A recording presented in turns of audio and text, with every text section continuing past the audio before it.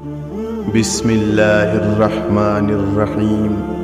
تاریخ اسلام کا ایک روشن و سنہرا دور، جس کے ابروئے سیاست کی ایک شکن نے تاریخ عالم کفر میں زلزلے بپا کر دیے۔ بے شک وہ سلطان صلاح الدین ایوبی رحمۃ اللہ علیہ کا دور تھا۔ سلطان صلاح الدین ایوبی 532 ہجری بمطابق 1138 کو عراق کے شہر تکریت میں پیدا ہوئے۔ آپ کا تعلق کرد کے ایک متوسط اور شریف خاندان سے تھا۔ بچپن سے ہی جنگی صلاحیتوں سے مالا مال تھے، کیونکہ شجاعت و بہادری آپ کو خاندانی طور پر ورثے میں ملی تھی۔ آپ کے چچا شیر کو صلاح الدین سلطان نور الدین زنگی رحمۃ اللہ علیہ کی فوج کے سپہ سالار تھے۔ سلطان صلاح الدین ایوبی انتہائی فیاض دل، بڑے بردبار اور اعلیٰ اخلاق کے مالک تھے۔ اسلامی تاریخ میں آپ نے ایسے بڑے بڑے کارنامے سر انجام دیے کہ جن کی حسرت بڑے بڑے بادشاہوں نے کی ہے۔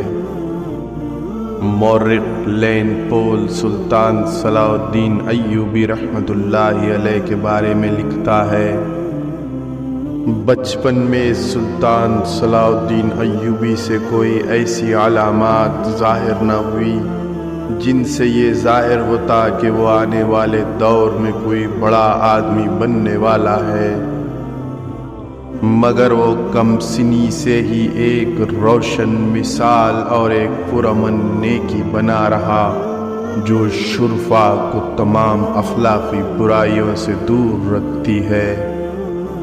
جوان ہو کر سلطان صلاح الدین ایوبی نے فوج میں شمولیت اختیار کی اور جلد ہی سلطان نور الدین زنگی کی فوج کے افسر بن گئے۔ النوادر السلطانیہ میں ہے کہ سلطان صلاح الدین ایوبی کی رضامندی نہیں تھی، مگر سلطان نور الدین زنگی کے اصرار پر انہوں نے مصر کی حاکمیت قبول کی۔ سلطان صلاح الدین ایوبی کے مصر کے اقتدار سنبھالنے کے بعد ان کی زندگی ہی بدل گئی۔ سلطان نے زندگی کی عیش و عشرت کو ترک کر کے تقویٰ و پرہیزگاری کی طرف توجہ دی۔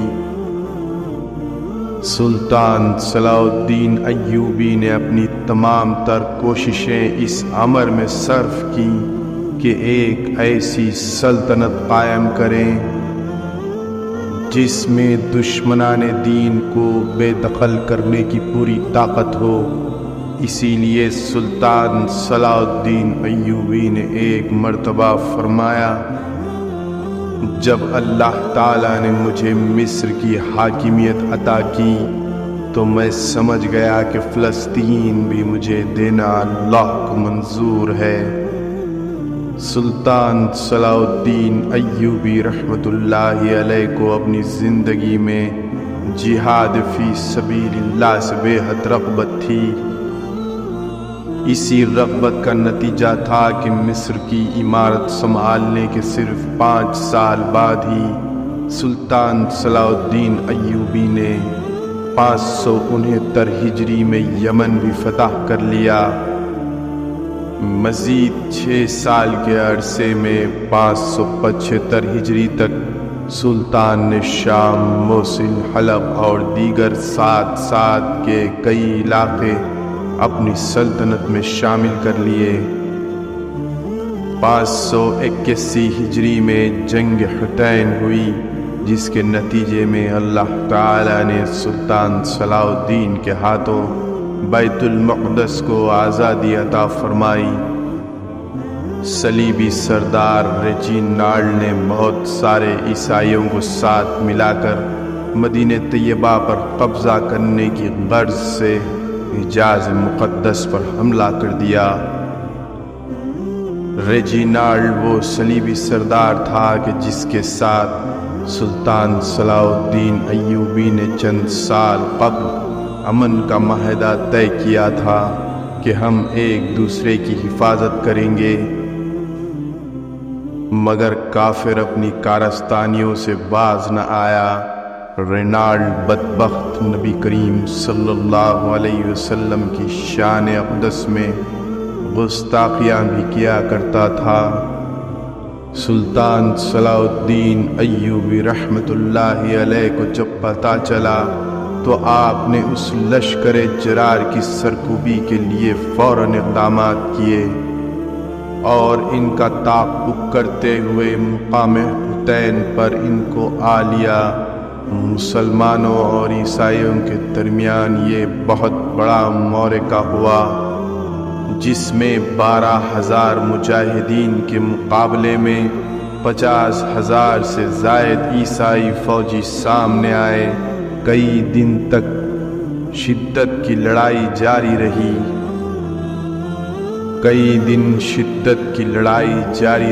آخر کار اللہ تعالیٰ نے مسلمانوں کو فتح عطا فرمائی۔ صلیبیوں کے آدھے فوجی مارے گئے اور باقی گرفتار ہو گئے۔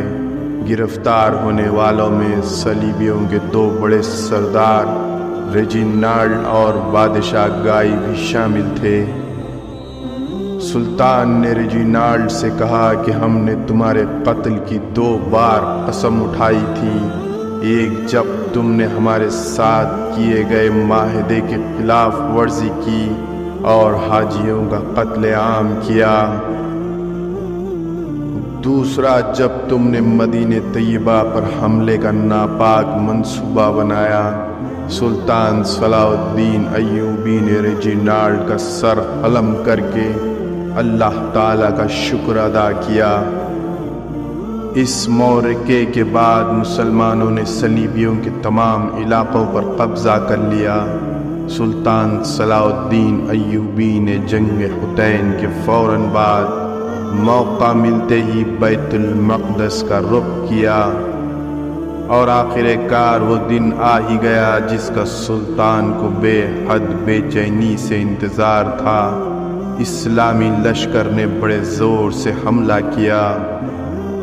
1 ہفتے تک خونریز جنگ جاری رہی اور پھر عیسائیوں نے ہتھیار ڈال کر رحم کی اپیل کر دی۔ حسن اتفاق سے بیت المقدس کی آزادی کا یہ وہی دن تھا جس دن نبی کریم صلی اللہ علیہ وسلم نے یہاں جملہ انبیاء کی امامت فرمائی تھی۔ آج پورے 90 برس کے بعد قبل اول مسلمانوں کے قبضے میں آیا تھا۔ اس عظیم الشان فتح کے بعد ہر طرف دعا، تسبیح و تحلیل اور تکبیر کا شور تھا۔ مسلمانوں نے بیت المقدس میں جمعہ کی نماز ادا کی، گویا مسلمانوں کو اسلام کی فتح اور اللہ تعالیٰ کی نصرت کھلی آنکھوں سے نظر آ رہی تھی۔ بیت المقدس پر مسلمانوں کے قبضے کی خبر سن کر پورے یورپ میں کوہرام مچ گیا، جس کے نتیجے میں اٹلی، فرانس، جرمنی اور انگلستان سے 6 لاکھ فوجی متحد ہو کر فلسطین کی طرف نکل پڑے۔ سلطان صلاح الدین ایوبی کو جب اس لشکر جرار کی روانگی کی خبر موصول ہوئی تو آپ نے ان کے مقابلے اور بیت المقدس کی حفاظت کے انتظامات مکمل کر لیے۔ یہ مسلمانوں اور عیسائیوں کے مابین تیسری بڑی صلیبی جنگ تھی، جس میں صلیبیوں کو سخت ناکامی کا سامنا کرنا پڑا اور آخر کار وہ معاہدہ کرنے پر مجبور ہو گئے۔ اللہ تعالیٰ نے سلطان صلاح الدین ایوبی کے ہاتھوں مسلمانوں کو ایسی عظیم کامیابی عطا فرمائی کہ اس کے بعد صلیبیوں نے دوبارہ کبھی حملے کی جرأت نہ کی اور 761 سال بیت المقدس مسلمانوں کے قبضے میں رہا۔ سلطان صلاح الدین مسلمانوں کے ایک عظیم، نڈر، بے باک اور انتہائی ہمت والے حکمران تھے۔ ان کی ہمت اور حوصلے نے پرچم اسلام کو تادیر سرفرازی عطا فرمائی۔ ہجرت کے 589 سال بعد یہ عظیم قائد 57 برس کی عمر میں اس دنیا سے چل بسا، مگر دنیا کفر میں آج بھی ان کے نام سے لرزہ طاری ہو جاتا ہے۔ اللہ تعالیٰ اس بلند مرتبہ اور عالی ہمت سلطان کے درجات مزید بلند فرمائے، آمین ثم آمین۔ اور آج جو کچھ فلسطین کے مسلمانوں کے ساتھ ہو رہا ہے، ہمیں پھر سے سلطان صلاح الدین ایوبی جیسے قائد کی ضرورت ہے۔ اللہ تعالیٰ سے دعا ہے کہ اے اللہ، تو مسلمانوں کی مدد فرما اور فلسطین کو آزادی عطا فرما، آمین ثم آمین۔ اسی طرح کی مزید معلوماتی ویڈیوز دیکھنے کے لیے میرے چینل راہ اسلام کو سبسکرائب کریں اور ویڈیوز کو آگے شیئر کریں۔ اللہ حافظ۔